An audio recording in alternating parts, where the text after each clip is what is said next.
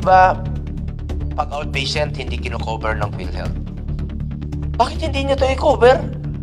Napapansin ko, kailangan i-admit muna ng isang araw para i-cover ng PhilHealth.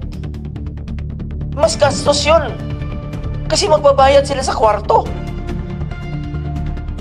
Ba't hindi nyo i-cover yung kadalasan minor cases? Baka pwede nyo pag-aralan itong pulisiyang ito. Marami pong pupunta sa ospital na hindi na-admit, sasabihin ng doktor, di naman kailangan i-admit. Dahil kaya naman outpatient. Pero hindi sasagutin ng PhilHealth.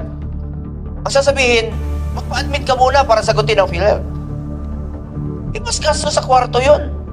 Ba't hindi nyo nalang gamitin yung pambayad sa kwarto? I-cover nyo na lang yung gamot. I-cover nyo na lang yung babayaran sa ospital.